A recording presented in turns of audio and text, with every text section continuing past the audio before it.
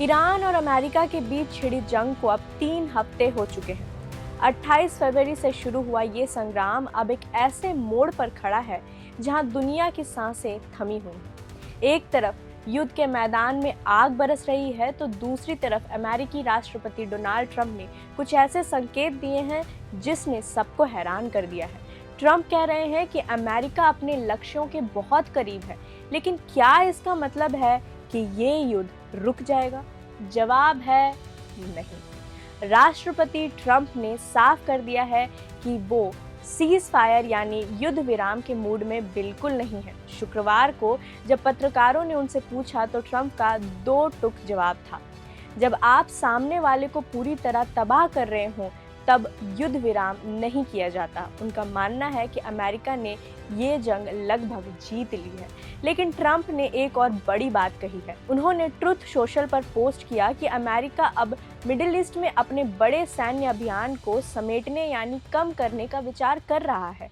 Trump का दावा है कि उन्होंने वो सब हासिल कर लिया है जो वो चाहते थे। अब आप सोच रहे होंगे कि वो लक्ष्य क्या थे। ट्रंप ने खुद गिनाया है कि वो ईरान में क्या क्या बर्बाद करना चाहते थे।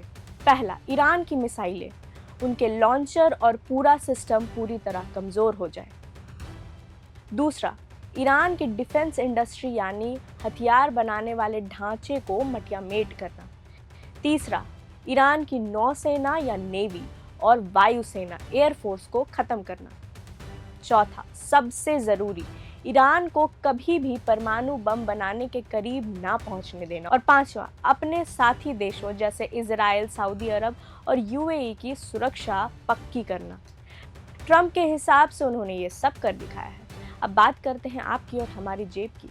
इस युद्ध की वजह से कच्चे तेल की कीमतें $100 से पार चली गई हैं। दुनिया का 20% तेल यहाँ से गुजरता है यानी कि हॉर्मुज़ स्ट्रेट, वहाँ खतरा मंडरा रहा है। ट्रंप ने यहाँ एक नई चाल चली है। उन्होंने कहा है कि जो देश इस रास्ते से तेल मंगाते हैं अब सुरक्षा की जिम्मेदारी भी उन्हीं की होनी चाहिए। अमेरिका मदद तो कर सकता है लेकिन अब वो अकेले चौकीदारी नहीं करेगा। इंटरनेशनल एनर्जी एजेंसी ने चेतावनी दी है कि अगर ये रास्ता ठप रहा तो पूरी दुनिया की अर्थव्यवस्था बैठ जाएगी। अब सबसे बड़ा सवाल, अगर ट्रंप कह रहे हैं कि अभियान कम करेंगे तो फिर तैयारी इतनी भारी क्यों है?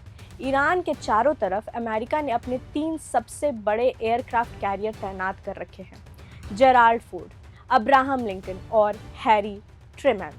इतना ही नहीं, अब अमेरिका अपने एम्फीबियस असॉल्ट वॉरशिप यानी कि यूएसएस त्रिपोली और यूएसएस बॉक्सर को भी मोर्चे पर भेज रहा है। ये वो जहाज हैं जो समुंदर और जमीन दोनों जगह हमला कर सकते हैं। यूएसएस त्रिपोली पर तो 4000 मरीन कमांडो सवार हैं। तो कहानी का सार ये है, ट्रंप कह रहे हैं कि काम हो गया है, दबाव बना रहेगा, लेकिन वो पीछे हटने के मूड में नहीं है। फिलहाल जमीन पर फौज उतारने का कोई प्लान नहीं है, लेकिन समंदर से ईरान की घेराबंदी इतनी सख्त है कि युद्ध रुकने के आसार नज़र नहीं आते।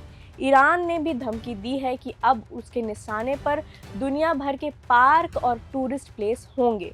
वहीं रूस ने भी अमेरिका को ऑफर दिया है कि अगर वो यूक्रेन की मदद रोके तो रूस ईरान को खुफिया डेटा देना बंद कर देगा। यानी मामला सुलझने के बजाय उलझता जा रहा है। आगे क्या होगा, हर अपडेट के लिए बने रहें हमारे साथ, देखते रहें प्रभात खबर। प्रभातखबर.com, विश्वास वही, रफ्तार नहीं।